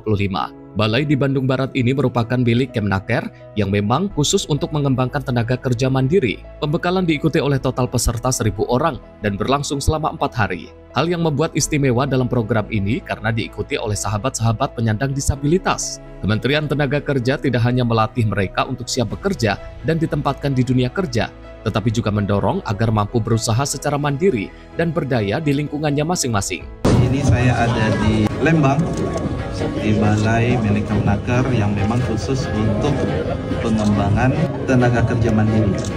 Jadi ada 2 di sebelah saya, 2 orang peserta pelatihan tenaga kerja mandiri. Mereka mewakili dari disabilitas ya. Tim redaksi Sinpo TV melaporkan. Pemirsa, CEO Danantara Rosan Ruslani menerima 10 lokasi prioritas dalam pembangunan proyek pengelolaan sampah menjadi energi listrik atau waste to energy. Dirinya mendapatkan daftar tersebut bersama dengan kehadiran dari sejumlah kepala daerah terkait dari kota-kota tersebut. Tahap pertama pembangunan proyek pengelolaan sampah menjadi energi listrik atau waste to energy telah ditetapkan oleh Menteri Lingkungan Hidup, Kepala Badan Pengendalian Lingkungan Hidup Handi Faisal, dan telah diberikan kepada CEO Danantara Rosan Ruslani yang juga dihadiri sejumlah kepala daerah terkait. 10 lokasi prioritas tersebut adalah DKI Jakarta, Bali, Daerah Istimewa Yogyakarta, Kota Bekasi, Kabupaten Bekasi, Bogor Raya, Tangerang Raya, Semarang Raya, Medan, serta beberapa wilayah di Jawa Barat. Penilaian lokasi mencakup 3 kriteria utama, yaitu jumlah sampah harian minimal 1.000 ton, ketersediaan lahan, serta komitmen pemerintah daerah dalam mendukung distribusi sampah ke fasilitas pengolahan. Sedangkan untuk tahap berikutnya masih menunggu usulan selanjutnya untuk dibahas lintas kementerian agar manfaat proyek ini semakin luas dan merata ke daerah lainnya. Tim redaksi Sinpo TV melaporkan. Bilkis Raihana, siswi kelas 11 di SMAN unggulan MH Tamrin Jakarta, membagikan harapannya memiliki mimpi besar untuk membangun sekolah di daerah tertinggal. Ia berharap program Sekolah Garuda dapat membantunya menggapai cita-cita tersebut melalui pendidikan berkualitas. Saya ingin mengadakan pemerataan terhadap daerah-daerah yang terpencil. Bilkis Raihana, siswa kelas 11 SMA Negeri Unggulan MH Tamrin, memiliki mimpi besar untuk kuliah di Jerman mengambil jurusan teknik sipil. Putri dari seorang guru mengaji ini bercita-cita membangun sekolah di daerah-daerah tertinggal agar pendidikan bisa diakses lebih merata di seluruh pelosok negeri. Ia berharap program Sekolah Garuda yang diterapkan di sekolahnya bisa menjadi jalan untuk mewujudkan impian tersebut. SMA Negeri Unggulan MH Tamrin merupakan salah satu dari 12 sekolah yang ditetapkan sebagai Sekolah Garuda Transformasi oleh Kementerian Pendidikan Tinggi Sains dan Teknologi. Program ini diluncurkan di 16 lokasi di Indonesia, termasuk sekolah unggulan dari Aceh hingga Papua Barat Daya. Saya ingin mengadakan pemerataan terhadap daerah-daerah yang terpencil. Jadi kan beberapa daerah terpencil itu bahkan sekolahnya itu minim kan. Nah, saya juga ingin dengan bekal saya yaitu sebagai insinyur sipil, saya ingin membangun sekolah-sekolah di daerah terpencil itu sehingga selain tersedia pemerataan infrastruktur juga pemerataan terhadap pendidikan juga. Untuk di Jerman sendiri aku beberapa udah cari, jadi paling kayak kalau nggak salah itu namanya München University itu mungkin untuk jurusannya itu teknik sipil. Menteri Pendidikan Tinggi Sains dan Teknologi Brian Yuliarto menyampaikan bahwa program Sekolah Garuda dirancang untuk mendukung siswa-siswi berprestasi dalam mengembangkan bakat di bidang STM. Pemerintah ingin menciptakan lebih banyak wahana pendidikan berkualitas agar generasi muda seperti Bilkis bisa menjadi agen perubahan bagi bangsa. Tim redaksi Sinpo TV melaporkan. SMAN unggulan MH Tamrin Jakarta resmi bertransformasi menjadi Sekolah Garuda. Para guru menyambut positif perubahan ini karena dinilai membuka akses pendidikan unggulan bagi siswa berprestasi termasuk dari keluarga kurang mampu. SMA Negeri Unggulan MH Tamrin Jakarta kini resmi bertransformasi menjadi Sekolah Garuda, bagian dari program hasil terbaik cepat Presiden Prabowo Subianto. Sekolah ini dirancang untuk mencetak generasi unggul di bidang STM yang memperluas akses pendidikan berkualitas bagi siswa dari seluruh Indonesia, termasuk yang kurang mampu. Guru Nurkolis menyambut antusias transformasi ini. Ia menjelaskan ada 3 jalur penerimaan siswa, yakni prestasi, afirmasi atau pemegang KJP, dan jalur umum. Dari proses seleksi ketat, hanya 88 siswa yang diterima setiap tahun, terdiri dari 44 putra dan 44 putri. Sekolah juga menerapkan 3 kurikulum sekaligus, yakni Cambridge, kurikulum Olimpiade, dan nasional. Dengan program ini kita berharap terutama anak-anak kami yang afirmasi juga ada kesempatan bisa kuliah di kampus-kampus yang ternama, ya kan, terutama bisa kuliah ke luar negeri seperti anak-anak yang dalam artian anak-anak yang mampu kan gitu. Sementara itu, Guru Dura Syahrini menilai Sekolah Garuda membuka peluang lebih luas bagi siswa masuk kampus luar negeri. Ia berharap anak-anak cerdas dari berbagai daerah juga bisa meraih akses pendidikan unggul dan berkontribusi untuk bangsa di masa depan. Terima kasih banyak Pak Prabowo sudah memberikan ide di mana sekolah-sekolah di Indonesia mungkin ini pemula. Harapannya semoga di setiap provinsi itu ada sekolah-sekolah Garuda lainnya, jadi memberikan akses untuk banyak anak, banyak siswa untuk bisa kuliah di internasional, di banyak negara. Saya percaya dan saya yakin di provinsi atau di daerah di Indonesia itu banyak sekali anak-anak potensial yang harusnya bisa mendapatkan akses pendidikan yang lebih luas. Harapannya juga dari provinsi-provinsi yang sudah dibangun sekolah-sekolah Garuda ini tentunya akan memberikan akses yang lebih banyak ke anak-anak. Tim redaksi Sinpo TV melaporkan.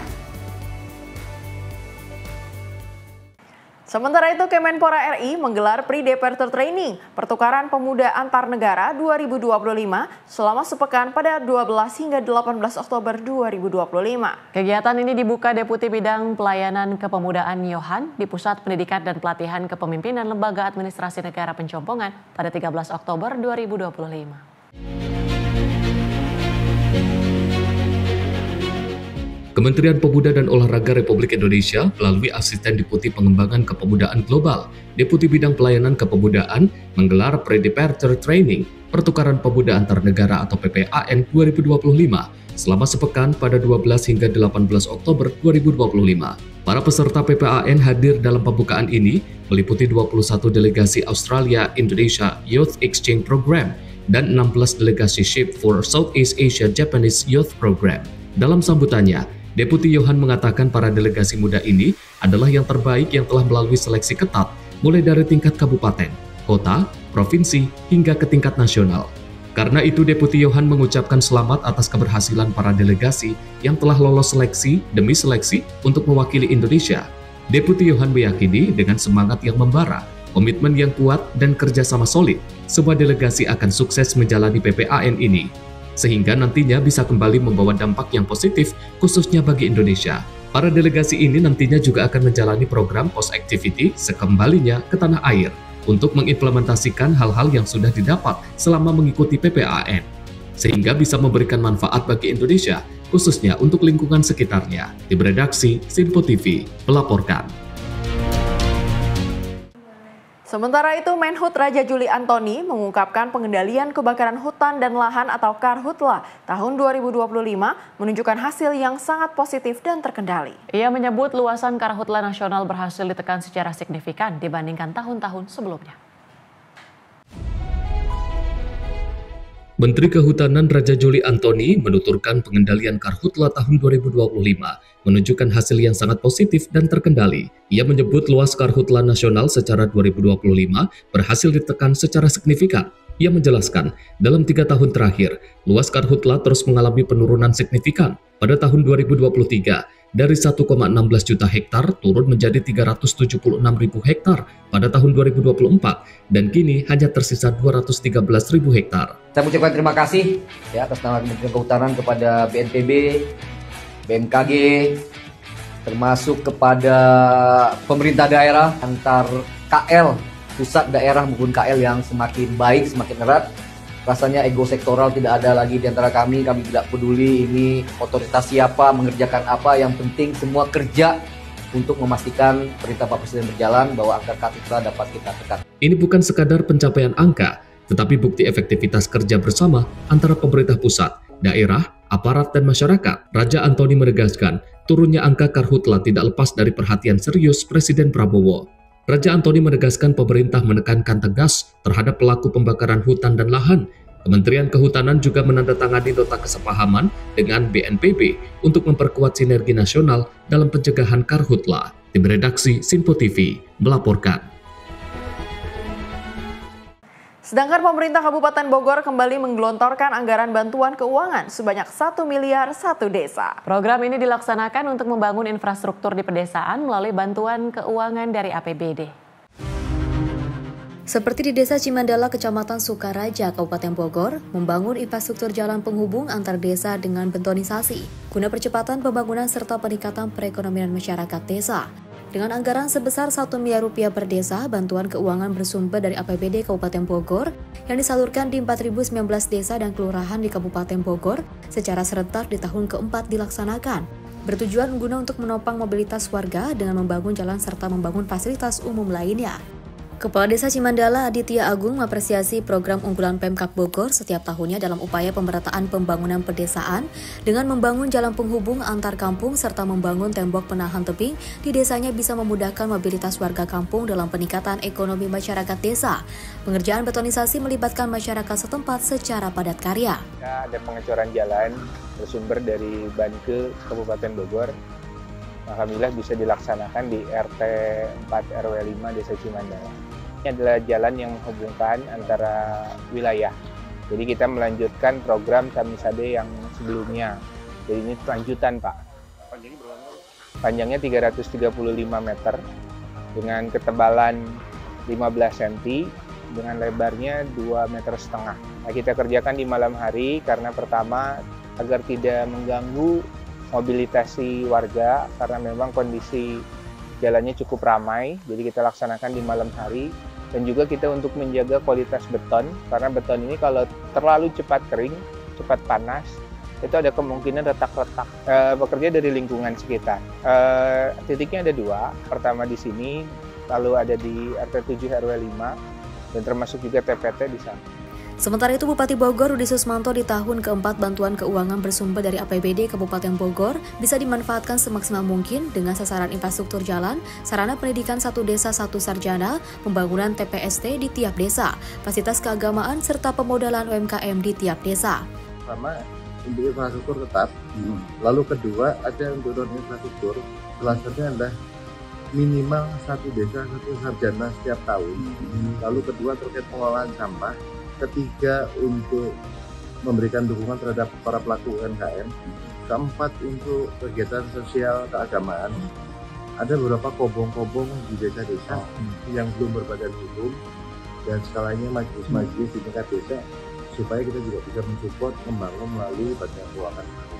Kita rencanakan, mudah-mudahan disetujui oleh DPRD, nilainya per tahun yang tadinya maksimal 1 miliar berubah menjadi maksimal 1,5 miliar. Ya.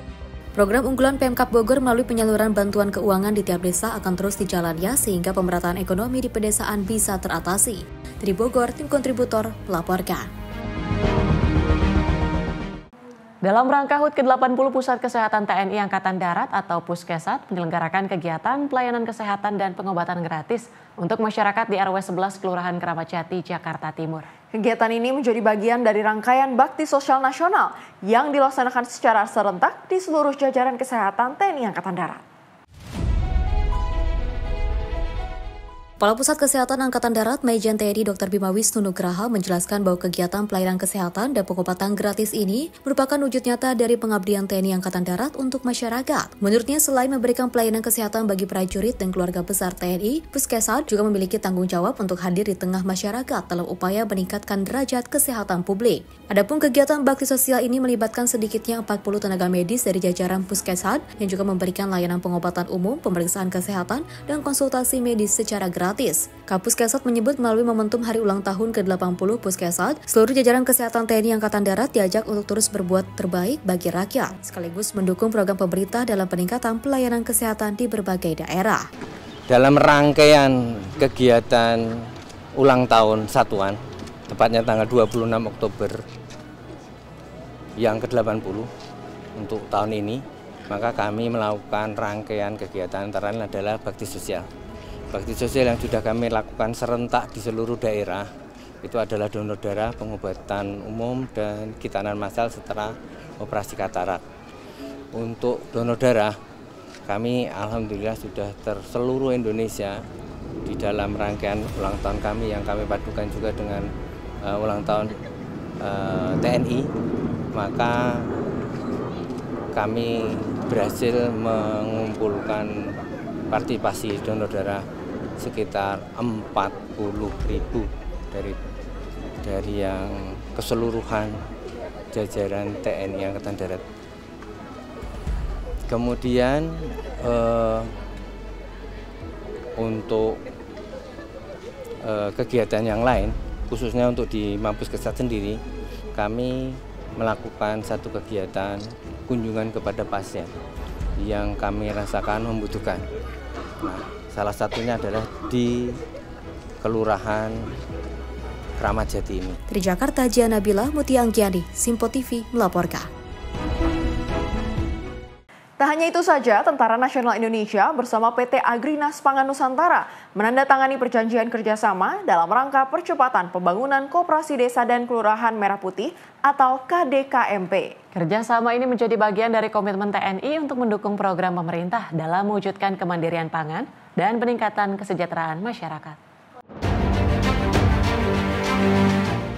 Acara penandatanganan perjanjian kerjasama antara TNI dan PT Agrinas Pangan Nusantara digelar di Gedung Sudirman, Markas Besar TNI Cilangkap, Jakarta Timur.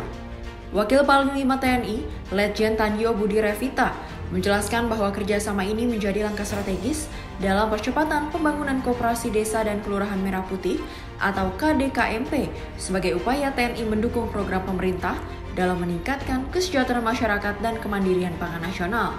Tandio mengatakan, hal ini juga merupakan tindak lanjut dari arahan Presiden Prabowo Subianto untuk menggerakkan potensi nasional secara terpadu antara pemerintah, BUMN, dan TNI. TNI dan Agrinas Pangan Nusantara membuat kerjasama untuk bisa mewujudkan bagaimana atau merealisasikan koperasi Desa Merah Putih ini dalam waktu yang singkat tingkatkan ketika beroperasi. Tentunya target gerakan koperasi Pak Joa Muta tadi Menteri yang menyampaikan, kami dari TNI akan melipat menjadi semuanya sehingga program dari unggulan dari Bapak Presiden bisa tercapai dalam waktu yang sesingkat-singkatnya. Tim redaksi Simpo TV melaporkan. Duel berdarah dua kelompok warga di Bali. Informasi selengkapnya usai jeda. Tetaplah bersama kami.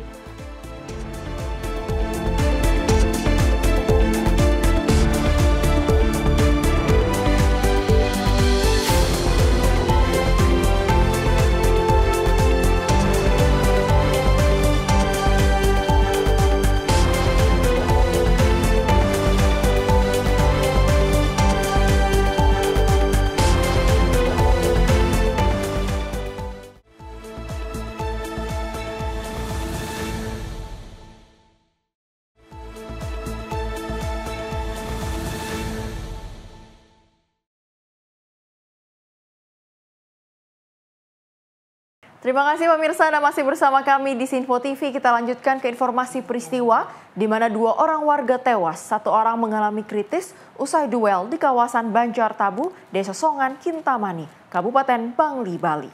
Diduga duel pemuda itu akibat sengketa lahan parkir. Inilah suasana di RSUD Bangli pasca duel berdarah warga di Banjar Tabu, Desa Songan, Kintamani, Kabupaten Bangli, Bali. Pihak keluarga terlihat histeris saat mengetahui anggota keluarganya menjadi korban dari perkelahian tersebut. Direktur RSUD Bangli, Idewa Gede Oka Darsana, menjelaskan pihaknya menerima 2 orang pasien yang diantar keluarga dengan menggunakan mobil pick-up. Pasien tersebut yakni Iketut Kartawa, 50 tahun, dan Jero Sumadi, 47 tahun, asal Banjar Tabu, Desa Songan. Saat tiba di rumah sakit, keduanya telah meninggal. Berdasarkan hasil pemeriksaan medis, Jero Sumadi meninggal dunia akibat luka terbuka di bagian perut dengan usus terburai. Sementara Ketut Kartawa meninggal dunia luka akibat terbuka di kepala bagian depan dan luka terbuka di lengan bawah kanan. RSUD Bangli juga kembali menerima pasien atas nama Iwayan Ruslan, 53 tahun, yang mengalami luka terbuka dengan patah tulang di siku kiri dan luka tusuk di perut, dan hingga kini masih mendapatkan perawatan intensif dari petugas medis. Mendapatkan penanganan di UGD, yang 2 orang sudah dinyatakan meninggal, kemudian langsung diarahkan menuju kamar jenazah atau unit IKF dari Rumah Sakit Umum Daerah Bangli. Kemudian 1 pasien yang mengalami luka karena masih perlu penanganan untuk dilakukan tindakan selanjutnya, tindakan pembedahan.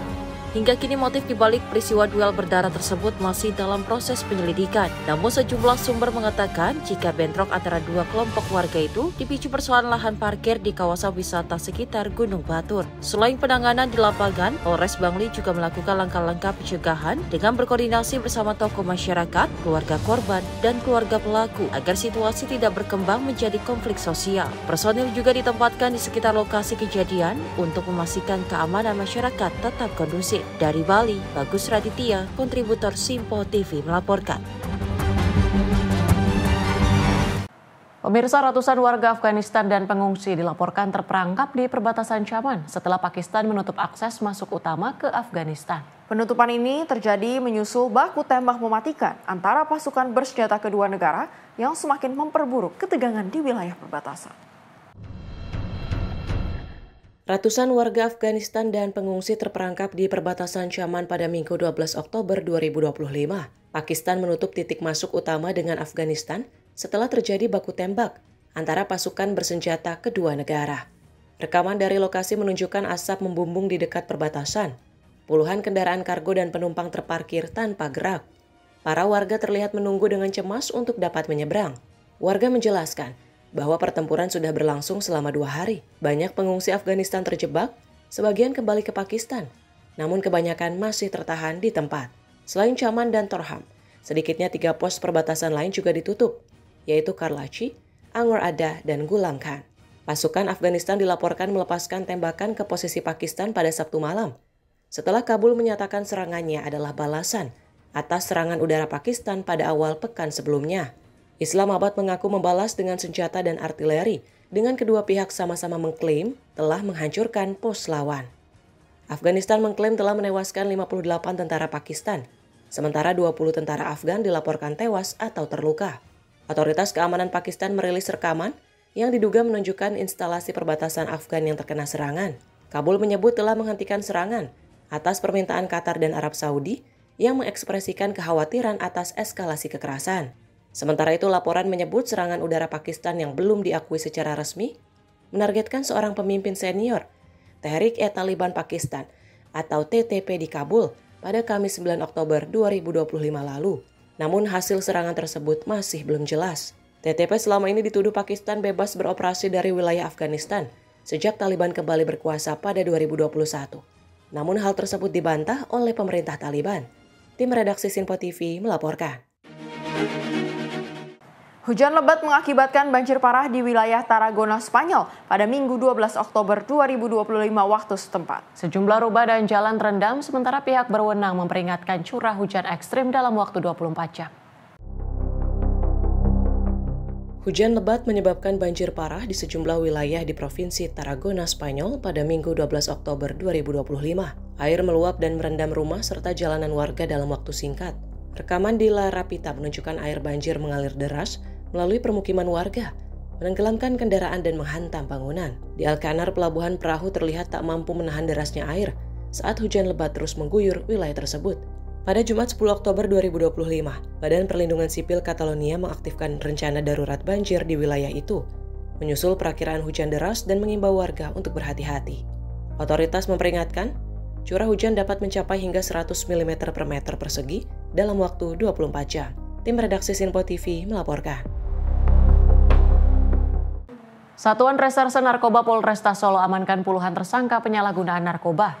Dari penangkapan yang dilakukan, polisi mengamankan sejumlah barang bukti, diantaranya sabu seberat 509,08 gram dan pil ekstasi yang berjumlah 146 butir.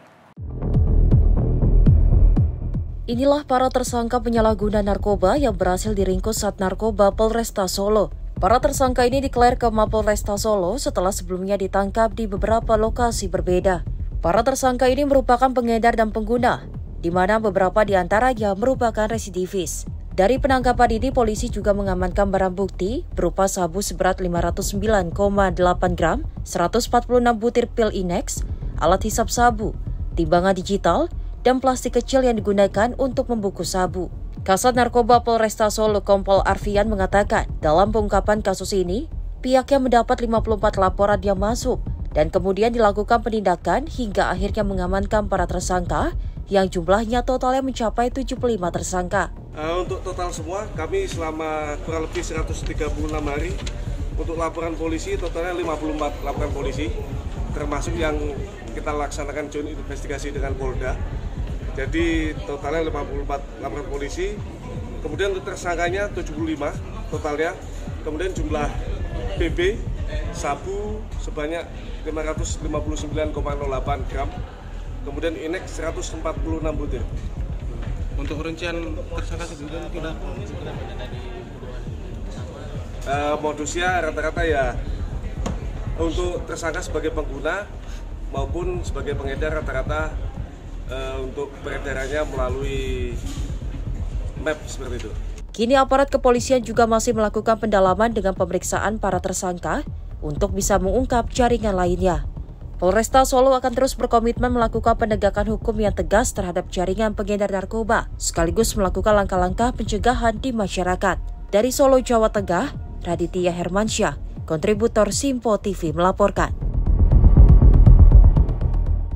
Pemirsa, sejumlah warga berhasil menggagalkan aksi pencurian uang dalam kotak infak Masjid Nurul Hasanah di kawasan Kawat 7, Kecamatan Medan Deli, Sumatera Utara. Pelaku sempat diamankan namun akhirnya berhasil melarikan diri. Rekaman kamera CCTV memperlihatkan saat pelaku masuk ke area Masjid Nurul Hasanah dan mendekati kotak infak yang sengaja diletakkan pengurus masjid di teras masjid.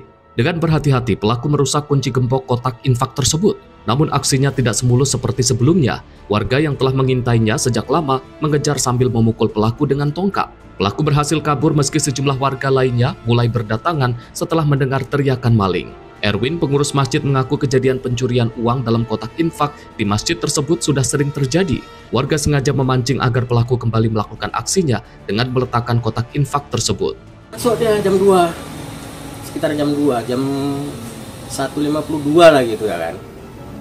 Masuk dia. Saya langsung keluar, bawa sebilah bambu. Langsung saya kejar, kebetulan dia udah mau melompat keluar pagar. Kita udah tahu kan, langsung saya pukul. Di situ saya agak safety, kenapa nggak saya tangkap? Sanksi saya di tangan dia ada sebilah pisau ataupun obeng. Mengantisipasi agar kejadian serupa tidak terulang, pengurus dan perkampungan tersebut akan meningkatkan patroli malam dengan mengaktifkan kembali pos kamling. Dari Medan, Sumatera Utara, kontributor Simpo TV melaporkan. Saat narkoba Polres Cimahi menggerebek sebuah rumah yang dijadikan tempat produksi tembakau sintetis di kota Cimahi, Jawa Barat. Dari penggerebekan tersebut, polisi mengamankan 3 remaja. 1 diantaranya berstatus pelajar di salah satu SMA di kota Cimahi.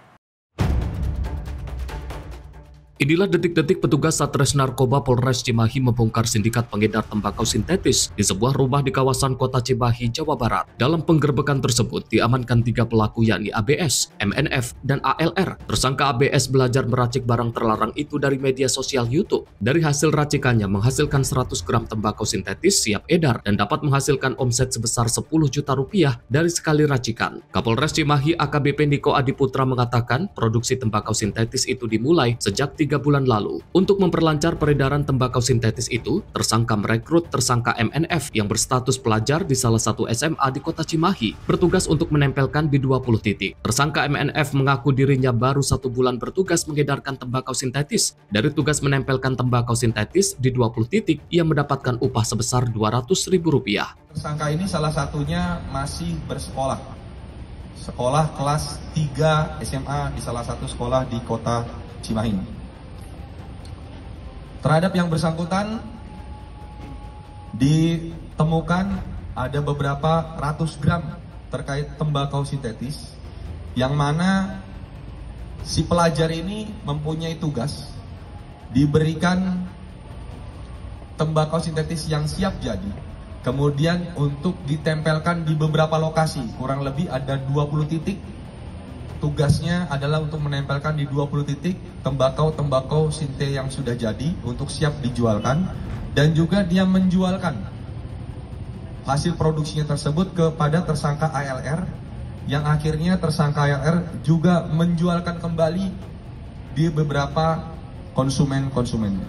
Dan perlu diketahui bahwa terhadap tersangka ABS ini, dia belajar untuk meracik sampai dengan bisa memproduksi dari YouTube. Kemudian hasil yang bisa kami hitung sampai dengan saat ini, tersangka memperoleh keuntungan kurang lebih 24 juta masing-masing. Atas perbuatannya, ketiga remaja tersebut dijerat dengan pasal 114 Undang-Undang Republik Indonesia Nomor 35 Tahun 2009 tentang narkotika dengan ancaman hukuman penjara minimal 5 tahun, maksimal 20 tahun. Dari Cimahi, Jawa Barat, kontributor Sinpo TV melaporkan. Pemirsa, seorang ibu tewas setelah motor yang diboncengi bertiga bersama sang suami dan anaknya terjun ke dalam jurang di jalur lintas Seram bagian barat, Maluku. Korban tewas dengan luka di bagian kepala dan tubuhnya akibat benturan keras.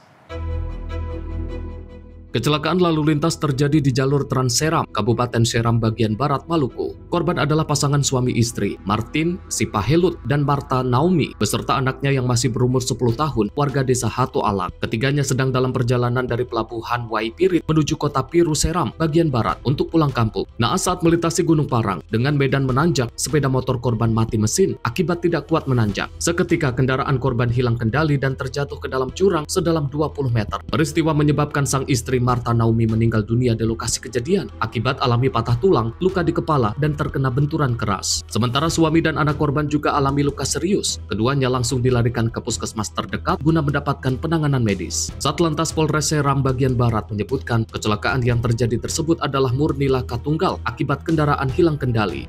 Terjadi laka lantas atau laka tunggal yang terjadi di Gunung Parang, tepatnya di tanjakan, di mana kendaraan roda 2 yang melewati arah dari Waipirit ke arah Desa Piru ini diduga tidak mampu menaiki tanjakan sehingga menyebabkan pengendara kehilangan kendali dan akhirnya sepeda motor tersebut hilang kendali dan akhirnya penumpangnya jatuh ke dalam jurang.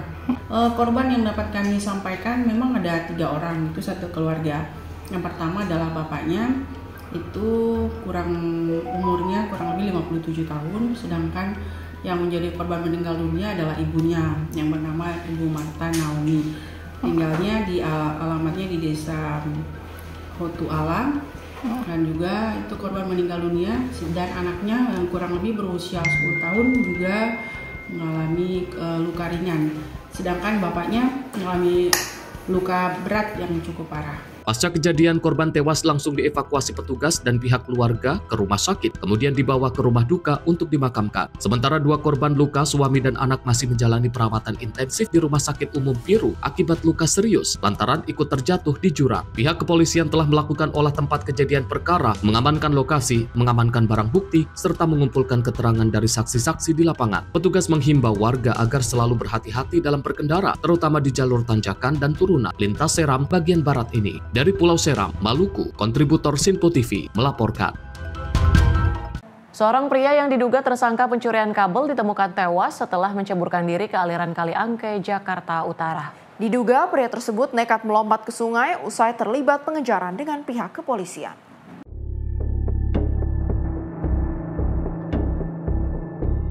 Seorang pria tanpa identitas tewas usai menceburkan diri ke Kali Angke, Telukung, Jakarta Utara pada Senin 13 Oktober 2025. Petugas gabungan dari Search and Rescue, Badan Penanggulangan Bencana Daerah dan Damkar mengevakuasi jenazah tersebut. Korban ditemukan pada pukul 17.10 waktu Indonesia Barat setelah 6 jam pencarian. Korban diduga menceburkan diri sekitar pukul 11.00 waktu Indonesia Barat. Korban dievakuasi petugas menggunakan perahu karet dan dibawa ke rumah pompa kapuk, untuk kemudian dibawa ambulans ke Rumah Sakit Cipto Mangunkusumo. Tak ditemukan barang lainnya atau identitas dari tubuh korban. Berdasarkan pantauan, korban memiliki sebuah tato pada bagian perut. Selama proses pencarian dan evakuasi korban, petugas SAR menggunakan jangkar dan juga aqua eye untuk mendeteksi keberadaan korban yang tenggelam. Hingga kini belum ada keterangan resmi dari kepolisian terkait identitas dan motif korban menceburkan diri ke kali. Korban kini dibawa ke RCM untuk diautopsi. Tim redaksi Sinpo TV melaporkan. Seorang warga tewas saat terjadi bentrok antar kampung di Kota Medan Senin 13 Oktober 2025 dini hari. Diduga warga yang tewas ini adalah korban salah sasaran dari salah satu massa yang bentrok. Polisi masih menyelidiki kasus ini. Berawal dari terjadinya bentrok antar pemuda di perlintasan rel kereta api di Jalan Padang Medan, Sumatera Utara. Seorang warga tewas dipukuli salah satu massa yang bertikai. Korban pukuli karena diduga merupakan salah seorang dari massa yang menjadi lawan yang menghakiminya. Diketahui saat bentrok berlangsung, korban yang berinisial DMN bersama rekannya sedang mengendarai beca motor di lokasi kejadian. Tiba-tiba salah satu massa yang bertikai langsung menghajar korban. Korban yang kesehariannya bekerja mengumpulkan sisa makanan untuk hewan piaraannya dikeroyok hingga akhirnya meninggal dunia akibat tusukan senjata tajam. Jasad korban kini sudah disemayamkan di rumahnya di Jalan Betet, Perumnas Mandala Medan, Sumatera Utara. Anaboru Sitorus, bibi korban, mengaku korban saat itu bermaksud ingin menemui sahabatnya untuk menebus ponsel yang digadaikannya. Saat melintas di lokasi bentrokan, korban diteriaki sekelompok orang yang menyebut dirinya merupakan warga dari kampung sebelah yang terlibat bentrokan. Korban yang tidak ikut-ikutan dalam bentrokan tersebut langsung dihajar hingga akhirnya tewas dengan luka tusukan di rusuk sebelah kirinya. Ini ada HP-nya Kian digadikannya di gang itu. Jadi dia mau nanya HP-nya itunya ke situ.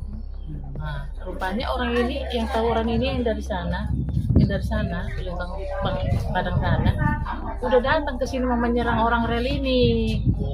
Jadi karena ditengoklah dia keluar, ini anak rel 1 katanya itulah, terus disambutlah dia yang kena, tikamlah dia di sini. Cuman satu tikaman aja, Bu? Iya.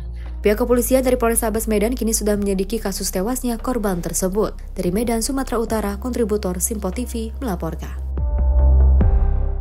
Informasi tadi sekaligus menutup jumpa kita kali ini. Saya Tiara Dianti, mewakili seluruh kerabat kerja yang bertugas, pamit undur diri. Terima kasih dan sampai jumpa.